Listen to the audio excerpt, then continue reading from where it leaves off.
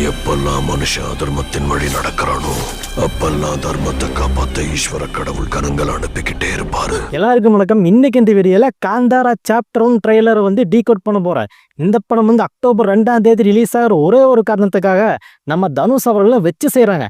ஆனா எதுக்குப்பா தனுஷ் அவர்கள் வச்சு செய்யறாங்கன்னு பார்த்தா, தனுஷோட இட்லி கடை படமும் அக்டோபர் 2 ரிலீஸ் ஆகுது.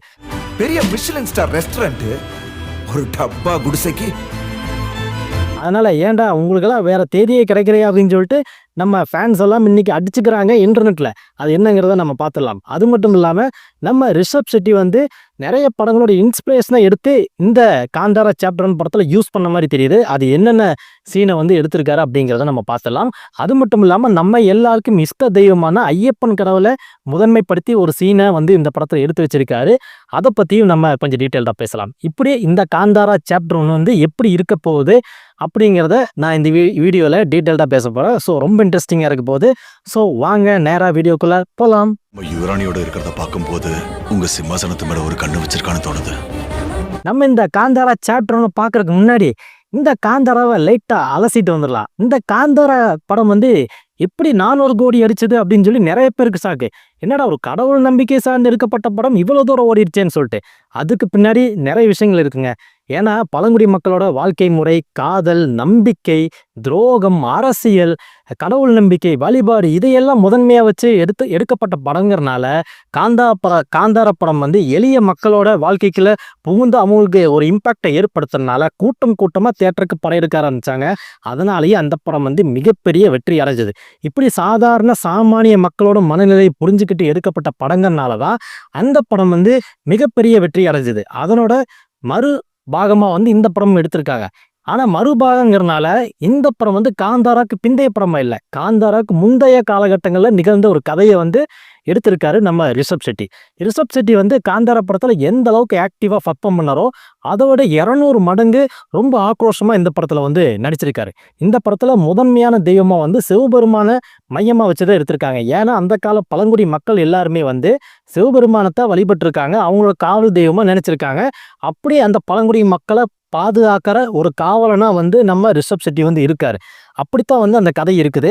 இந்த கதை எப்படி நகருதுன்னு பாத்தீங்கன்னா, அந்த காலத்துல பழங்குடி மக்கள் எல்லாம் தங்களோட வியாபாரத்துக்காக வெளி மாநிலங்களுக்கு டிராவல் பண்ணும்போது அந்த மாநிலங்களில் இருக்கிற அந்த காலகட்டங்களில் இருக்கிற அரசர்களுக்கெல்லாம் இப்படி பழங்குடி மக்கள் நம்ம நாட்டுக்குள்ள வியாபாரம் பண்றதும் பார்க்கறதும் அவங்களுக்கு பிடிக்கல. இதுல ஒரு கட்டத்துக்கு மீறி நம்ம ரிஷப் செட்டி என்ன பண்றாருன்னா, அங்க இருக்கிற ஒரு அரசரோட ஒரு மகளத்தை இவர் ரூட் விட்டுருக்கிறாரு, அதாவது லவ் பண்ணிட்டு இருக்காரு.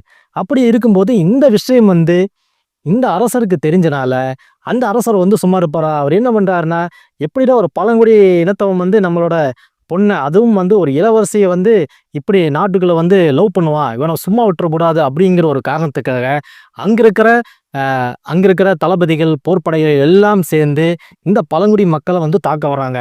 அப்படி தாக்க வரும்போது நம்ம ரிஷப் செட்டி எப்படி அவங்கள எதிர்கொள்றாரு, அவங்கள எதிர்கொள்ளி தன்னோட பிஸ்னஸை எப்படி அந்தந்த நாடுகளுக்குள்ள ஸ்ப்ரெட் பண்றாரு அப்படிங்கிறதா கதை. இது கூட நம்ம கடவுள் நம்பிக்கையும் புகழ்த்தி, அதாவது கடவுள் நம்பிக்கையோட சேர்ந்து எப்படி இந்த அரசரை எதிர்கொள்றாரு அப்படிங்கிறதா கதையா இருக்குது. இதுதான் மைய கதைங்க. என்னன்னு பாத்தீங்கன்னா, ஒரு பெரிய குழி, அந்த குழிக்குள்ள சிவபெருமான் இருக்கிறதா நம்புறாங்க. அது எங்கன்னு பாத்தீங்கன்னா இந்த காந்தாரா நாட்டுல, காந்தாரா பகுதி. இவங்க இருக்கிறது ஒரு ஏழ்மையான ஒரு பழங்குடி கிராமம். இந்த பக்கம் அப்படியே பாத்தீங்கன்னா மிகப்பெரிய அரசர்கள், மன்னர்கள் வாழ்ற இடம். அப்படி இருக்கும்போது ரிஷப் செட்டி ஒரு விஷயத்த தெளிவா நம்மளுக்கெல்லாம் காமிச்சிருக்காரு.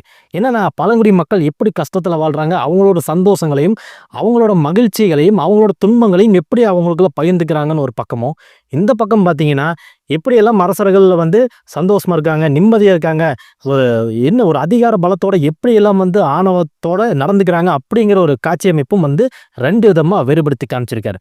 இப்படி இருக்கும்போது ஒரு சின்ன பையன்கிட்ட கதை சொல்ற மாதிரி தான் இந்த படம் நகருது. என்னன்னு கேட்டீங்கன்னா, அந்த சின்ன பையன்னு கேட்டீங்கன்னா, ஆல்ரெடி ஃப்ளாஷ்பேக்கில் வந்துட்டு போன ஒரு சீனா எப்படி நம்ம சிவா அந்த ஒரு இடத்துக்கு போய் மாயமாவாரோ, அந்த மாயமான இடத்துல இருந்து இந்த கதை நகர்ற மாதிரி கொண்டு போகிறாங்க. அப்போ தான் அந்த காலத்தில் என்ன நடந்துச்சு அப்படிங்கிறத ஒரு முதியவர் சொல்லிட்டு இருக்காரு இந்த பையனுக்கு. அது நிகழ்காலத்தில் எப்படி அந்த பழைய காலத்துக்கும் நிகழ்காலத்துக்கும் எப்படி கனெக்ட் பண்ணுறாங்க அப்படிங்கிறதா இந்த காந்தாரா சாப்டர் 1 இருக்க போகுது. இந்த படத்தில் நம்ம நாயகியை யார் நடிச்சிருக்காங்கன்னு கேட்டிங்கன்னா, ருக்மணி வசந்த் இவங்க வந்து இந்த மதராசி படத்துல கலக்குனால தமிழ்நாட்டுல மிகப்பெரிய ஒரு ஃபேன் பேஸ் வந்து சேர்ந்துருச்சு. அப்படி ருக்மணி வசந்த் தான் வந்து இந்த படத்துல வந்து நடிச்சிருக்காங்க. இந்த படத்துல ஒரு இளவரசியே வர்றாங்க. பார்க்கறதுக்கு ரொம்ப அழகா நேச்சுரலா கியூட்டா இருக்காங்க. அதனாலேயே வந்து இந்த ரிஷப் ஷெட்டிக்கு ஒரு பொருத்தமான ஜோடியா வந்து இருக்காங்க அப்படின்னு பார்த்தா, பொருத்தமான ஜோடியெல்லாம் இல்ல. ஆனா அவங்க தனியா பார்க்கும்போது சூப்பரா ஃபேன்டாஸ்டிக்கா மார்வெலஸா என்னென்னமோ வேர்டிங்ஸ் எல்லாம் போட்டுக்கலாம். அந்த அளவுக்கு வந்து ஒரு இளவரசிக்குன்றான ஒரு முகமைப்பு, தோற்றம் இதெல்லாம் வந்து அவங்ககிட்ட இருக்குது. ஸோ அவங்க வந்து பொருத்தமான கேரக்டர்ல வந்து இருக்காங்க. அப்படி இந்த ஒரு காதல் சார்ந்த ஒரு படமாகவும், கடவுள் நம்பிக்கை சார்ந்த ஒரு படமாகவும், துரோகங்களை எப்படி வந்து முறியடிக்கிறாங்க அப்படிங்கிற ஒரு படமாகவும், இப்படி எல்லா அம்சமும் ஒரு மிக்ஸியில போட்டு அடிச்சு நம்ம ரிஷப் ஷெட்டி வந்து குடுக்க முயற்சி பண்றாரு. ஸோ இப்படிதான் வந்து இந்த கதை வந்து இருக்குங்க. டெக்னிக்கலா இந்த படம் பார்த்தீங்கன்னா, ட்ரெய்லர் கட் பார்த்தீங்கன்னா அவ்வளோ சூப்பரா இருக்குது.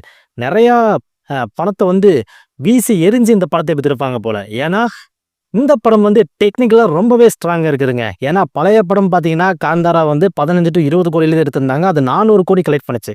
ஸோ, அதனாலேயே வந்து இந்த காந்தாரா 2 வந்து நம்ம கண்டிப்பா ஒரு ஒரு நல்ல வேல்யூ போட்டு எடுக்கணும்னு சொல்லிட்டு 125 கோடி போட்டு செலவு பண்ணி எடுத்திருக்காங்க. அந்த வேல்யூ வந்து கண்டிப்பா வந்து இந்த ட்ரெய்லர் கட்லயே வந்து தெரியுது. அந்த அளவுக்கு பிரம்மாண்டமா எடுத்திருக்காங்க. இதே நம்ம தமிழ்ல எடுத்தீங்கன்னா 200 கோடி ஒரு நடிகரே வாங்கியிருப்பாரு. அப்புறம் எங்க போய் புரொடக்ஷன் செலவு பண்றது? அப்படித்தான் வந்து நம்ம நிலைமை இருக்குது. அவங்க வந்து முழுக்க படத்துக்குன்னே போட்டு ஒர்க் பண்ணியிருக்காங்க. படத்தோட ஒவ்வொரு ஃப்ரேமும் சூப்பரா இருக்குது. டிஓபிலாம் வேற லெவல்ல வந்து பண்ணியிருக்காங்க. மியூசிக் அதை விட வேற லெவல்ல பாகுபலி ரேஞ்சுக்கெல்லாம் இருக்குதுன்னு கண்டிப்பா சொல்ல முடியும். அந்த அளவுக்கு டெக்னிக்கலி ஸ்ட்ராங்கான ஒரு படமா தான் வந்து இந்த படத்தை வந்து எடுத்திருக்காங்க நம்ம ரிஷப் ஷெட்டி. சரி, அப்படி இருக்கும்போது ரிஷப் ஷெட்டியோட நடிப்பு வந்து எல்லாராலையும் ஏற்றுக்கொள்ளக்கூடிய விதமா தான் இருக்குது. என்னதான் வந்து அவர் வந்து ஒரு கர்நாடகா ஹீரோவா இருந்தாலும் கூட, நம்மளுக்கு ஒரு தமிழ்ல ஒரு ஹீரோவை பார்க்குற ஒரு ஃபீலிங் வந்து கண்டிப்பா ஒரு ஃபேஸ்ல வந்து இருக்குது. அந்த அளவுக்கு கனெக்ட் பண்ற விதமா வந்து அவர் வந்து நடிக்கிறாருங்க. ஏன்னா இன்னைக்கு வேர்ல்டு வைடு வந்து இந்த காந்தாரா படம் ஓட போகுதுன்னா, அதுக்கு மிக முக்கியமான ஒரு சிங்கிள் பாகுபலியே வந்து நம்ம ரிஷப் ஷெட்டி இருக்கிறது 100க்கு 200% பொருத்தமான ஒரு செயல். அப்படி இருக்கும்போது இந்த காந்தாரா சாப்டர் 1 படம் வந்து எளிய மக்களோட வாழ்க்கையும், அந்த காலத்துல பழங்குடி மக்கள் வந்து தன்னோட கடவுள் நம்பிக்கையை எப்படியெல்லாம் வளர்த்துக்கிட்டாங்க, கடவுளை எப்படி நம்புனாங்க அப்படிங்கிற ஒரு விஷயத்த அடிக்கடி நம்ம மனசுக்குள்ள புகுத்த முயல்கிறது இந்த காந்தாரா சாப்டர் 1. சரி, இப்போ ரிஷப் ஷெட்டி வந்து நிறைய படங்களோட இன்ஸ்பிரேஷனை எடுத்து தன்னோட படங்களை யூஸ் பண்ணாருங்கன்னு பார்த்தீங்களா? அது ஒன்றும் இல்லைங்க. நம்ம இந்த கல்கி 2898D, அதாவது நம்ம பிரபாஸ் நடித்த படம், அந்த படத்தோட சாயல் இந்த கதை நகர்ற மாதிரி நமக்கு அந்த ஸ்க்ரீன் பிளே தெரியும். இன்னும் பார்த்தீங்கன்னா, நம்ம லியோ அவர்கள் வந்து டக்குனு உள்ள வந்தார். என்னன்னு பார்த்தீங்கன்னா, கிளைமேக்ஸில் அந்த ரோப்பில் கட்டிட்டு உதைப்பார் பார்த்தீங்களா, பறந்துட்டு உதைப்பார் பார்த்தீங்களா, அப்படியே அந்த ஒரு சீனை ரீக்ரியேட் பண்ணி வச்சிருக்காரு நம்ம ரிஷப் ஷெட்டி. அது மட்டும் இல்லாமல் நம்ம கிருஷ்ணர் வந்து உபதேசம் செய்கிற மாதிரி ஒரு சீனை வந்து எடுத்திருப்பாரு. இது பார்த்தீங்கன்னா ஆல்ரெடி ஒரு ஹிந்தி படத்தில் வந்து இந்த மாதிரி ஒரு கிருஷ்ணர் வந்து மறைமுகமாக கிருஷ்ணரை வந்து ரிவீல் பண்ண மாட்டாங்க. ஆனால் கிருஷ்ணர் இருக்கிற மாதிரி ஒரு ஷேடோ மட்டும் தெரியும். அந்த மாதிரி ஒரு சீனை வந்து இந்த ட்ரெய்லரில் நம்மளால் பார்க்க முடிஞ்சுது. அது மட்டும் இல்லாமல் இந்த பஞ்சலி அப்படிங்கிற ஒரு காவல் தெய்வத்தை போர்ட்ரேட் பண்ணுற விதமாக வந்து நெருப்பு கோலமாக அந்த நெருப்பில் வந்து அந்த பஞ்சலி அப்படிங்கிற அவங்களோட காவல் தெய்வத்தை வந்து காட்டியிருப்பாங்க. இது வந்து பார்த்தீங்கன்னா ஒரு ஹாலிவுட் படத்தில் வந்து ஒரு வில்லனுக்கு வந்து அந்த மாதிரி ஒரு போர்ட்ரேட் பண்ணியிருப்பாங்க. அதை வந்து நம்ம ரிஷப் ஷெட்டி வந்து இந்த இடத்துல வந்து யூஸ் பண்ணியிருக்காரு அப்படிங்கிற மாதிரியும் வந்து இன்னைக்கு ஒவ்வொருத்தரும் ஒவ்வொரு அவங்களுக்கு பிடிச்ச மாதிரி ஒரு படத்தோட சாயலில் வந்து இருக்குன்னு சொல்லிட்டுலாம் வந்து இன்னைக்கு ரசிகர்கள் வந்து அதை கமெண்ட் பண்ணாலும் அதை வந்து ரொம்பவே என்ஜாய் பண்ணுற விதமாக தான் வந்து வரவேற்கிற விதமாக தான் வந்து இந்த ரிஷப் ஷெட்டி அவர்களோட செயலை வந்து இன்னைக்கு பார்க்குறாங்க. சரி, இப்போ இந்த காந்தாரா சாப்டர் 1 ட்ரெய்லர் வந்து கொஞ்சம் அந்த பக்கம் தள்ளி வச்சுட்டு நம்ம தனுஷுக்கும் சிவகார்த்திகேயனுக்கும் இருக்கிற பிரச்சனையை பற்றி பேசுவோம். ஏன்னா என்னன்னா இந்த படம் வந்து இட்லி கடை படம் வந்து அக்டோபர் 2ஆம் தேதி ரிலீஸ் ஆகுது ஒரு பக்கம் இருக்கட்டும். என்னன்னா இந்த காந்தாரா சாப்டர் 1 ட்ரெய்லர் வந்து நம்ம சிவகார்த்திகேயன் தான் வந்து ரிலீஸ் பண்ணாருங்க. அது ஒரு மிகப்பெரிய குத்தமாமா. என்னன்னா வேணுனே வந்து சிவகார்த்திகேயன் வந்து இந்த ட்ரெய்லர் வந்து ரிலீஸ் பண்ணுறாரு அப்படின்னு சொல்லிட்டு. இதுக்கு பின்னாடி என்ன இருக்குன்னு கேட்டிங்கன்னா, நம்ம இந்த காந்தாரா சாப்டர் 1 படத்தை வந்து இந்த படத்தோட ட்ரெய்லரை வந்து தமிழ்நாட்டில் ஒரு மிக முக்கியமான நடிகர் வந்து ரிலீஸ் பண்ணாருன்னா இந்த படத்துக்கு உண்டான ரீச்சும் விளம்பரமும் வேற லெவலில் இருக்கும். மக்கள்கிட்ட ஈஸியாக போய் சேர்ந்துரும். அதனால் இப்போ நல்லா எங்கள் ஸ்டார் டாப் இருக்காங்கன்னு பார்த்து சிவகார்த்திகேயனை தேடி பிடிச்சி இந்த ட்ரெய்லர் வந்து ரிலீஸ் பண்ணி கொடுங்க அப்படின்னு சொல்லி கேட்டிருக்காங்க. சிவகார்த்திகேயன் ஓகேன்னு சொல்லிட்டு ட்ரெய்லர் வந்து ரிலீஸ் பண்ணிட்டாரு. ஆனால் அதே தேதியில தான் வந்து நம்ம தனுஷோட இட்லி கடை படம் வருது, அதனால நம்ம வந்து ரிலீஸ் பண்ணக்கூடாது அப்படின்லாம் சிவகார்த்திகேயன் யோசிச்சுட்டு இருக்க மாட்டார். இதோ ஒரு சாக்கா வச்சுக்கிட்டு எப்படி பார்த்தியா தனுஷோட படம் வந்து ரிலீஸ் ஆக போகுது, அது தெரிஞ்சுக்கிட்டே வந்து சிவகார்த்திகேயன் அவர்கள் வந்து இந்த மாதிரி ட்ரெய்லர் வந்து ரிலீஸ் பண்ணியிருக்காரு. இதுலேருந்து என்ன தெரியுது, சிவகார்த்திகேயன் அவர்களுக்கு தனுஷு பிடிக்கவே இல்லைப்பா. அதாவது இந்த வேலையெல்லாம் செஞ்சுட்டு இருக்காரு அப்படின்னு சொல்லி பேசிக்கிறாங்க. யாரு? இந்த வேண்டாதவங்க. அது மட்டும் இல்லாம தனுஷோட மேனேஜர் ஒருத்தர் வந்து என்ன சொல்றாருன்னா, ஒரு விழால வந்து பேசியிருப்பாரு. என்ன சொல்லியிருந்தாருன்னா, தனுஷுக்கு பிடிக்காத சில நபர்கள் வந்து தனுஷை பிடிக்காத சில நபர்கள் வேணும்னே தனுஷுக்கு வேண்டாத வேலையெல்லாம் வந்து செஞ்சுட்டு இருக்காங்க. ஆன்லைன்ல பொய்யான செய்திகள்லாம் பரப்பிட்டு இருக்காங்க. எப்படா தனுஷை ஒழிச்சு கட்டலாம்னு சொல்லிட்டு எல்லாம் வெயிட் பண்ணிட்டு இருக்காங்க அப்படின்னு ஒரு விஷயத்த வந்து பேசியிருந்தாரு. அது வேற யாரும் இல்லப்பா, நம்ம சிவகார்த்திகேயன் தான். ஏன்னா சிவகார்த்திகேயன் தானே தனுஷுக்கு வேண்டாத விதமான இந்த வேலையெல்லாம் செஞ்சுட்டு இருக்காரு அப்படின்னு சொல்லிட்டு எல்லாம் வந்து தனுஷையும் சிவகார்த்திகேயனையும் எச்சா மோத விட்டு வேடிக்கை பார்க்குறாங்க இந்த வேண்டா விரும்பி பேச கிருமிக.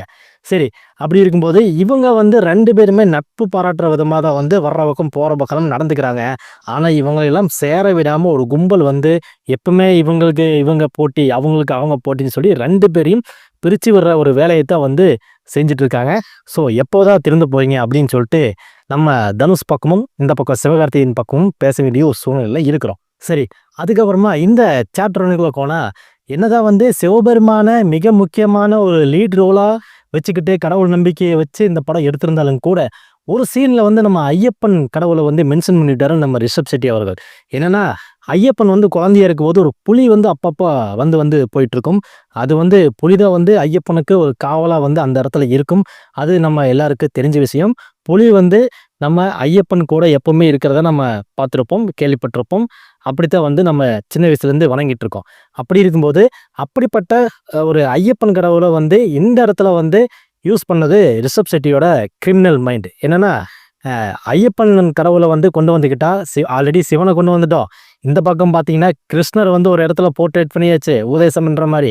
இன்னும் கடவுள் யாரப்போ மிஸ் ஆகுதுன்னு பார்த்தா நம்ம ஐயப்பன் கடவுள் தான் மிஸ் ஆகுது.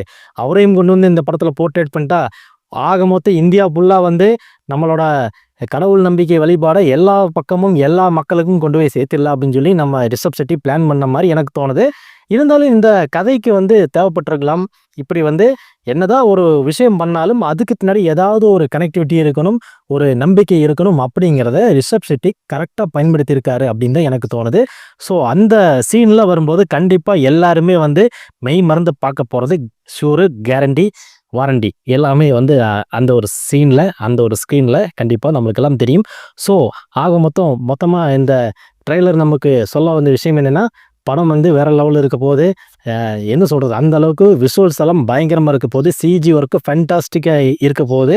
அப்படிங்கிற எல்லா சாட்டிஸ்ஃபேக்டரி இருக்கிற ஒரு ஃபேக்டராக வந்து இந்த படம் வந்து இருக்கிறதுல 100க்கு 200% வந்து அவுட்புட் வந்து வந்திருக்கு. ஸோ அக்டோபர் 2ஆம் தேதி இந்த படம் எப்படி இருக்குது அப்படிங்கிறத நம்ம சேனலில் ஒரு திரை விமர்சனத்தை பார்த்துடலாம். மீண்டும் அடுத்த ஒரு இன்ட்ரெஸ்டிங்கான ஜாலியான ஒரு வீடியோவில் உங்களை சந்திக்கிறேன். இந்த வீடியோ எப்படி இருந்ததுன்னு சொல்லிட்டு கமெண்ட் செக்ஷனில் மறக்காமல் பதிவு பண்ணுங்கள். அடுத்த வீடியோவில் உங்களை சந்திக்கிறேன். அது வரைக்கும் நன்றி, வணக்கம். நம்ம சேனலுக்கு புதுசாக வந்தவங்க சப்ஸ்கிரைப் பண்ணுங்கள், லைக் பண்ணாதவங்க இந்த வீடியோவுக்கு ஒரு லைக் பண்ணிடுங்க. அடுத்த வீடியோவில் சந்திக்கலாம்.